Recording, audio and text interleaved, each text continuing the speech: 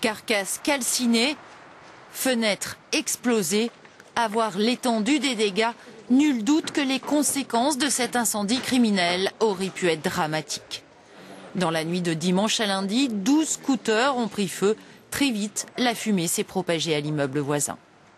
Les gens qui criaient au feu, je suis sorti pensant qu'éventuellement que ça pouvait être ma voiture qui brûlait. Du coup, j'ai vu que c'était devant l'immeuble de ma belle-mère et je me suis rendu compte que je ne pouvais pas du tout rentrer dans l'immeuble pour la récupérer. Et il y avait tellement de fumée, d'explosion, que j'ai cru que ma belle-mère était en train ou décédée vu la fumée qu'il y avait. En moins de 15 jours, c'est le 4e incendie criminel qui touche ce quartier du Marais.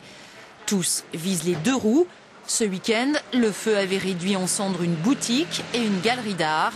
Le ou les pyromanes agissent toujours dans le même périmètre entre minuit et 4 heures du matin. Du côté des enquêteurs, aucune piste n'est écartée. Les témoignages que l'on a pu recueillir sont assez discordants, ils partent dans tous les sens et ne sont pas pour nous des éléments d'enquête fiables. Est-ce que vous apportez de la crédibilité à cette thèse d'un gang qui s'attaquerait particulièrement aux 2 roues ?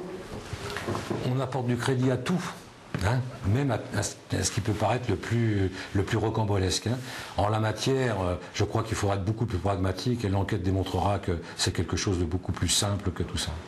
En attendant, le maire du 3e arrondissement a demandé un renforcement des patrouilles nocturnes. J'ai souhaité que des moyens importants soient mis parce que la multiplication de ces incendies dans ce laps de temps très court est quand même très inquiétant. Et il y a un certain traumatisme dans le quartier. Depuis la nuit dernière, 2 équipes de la brigade anticriminalité sillonnent désormais les rues.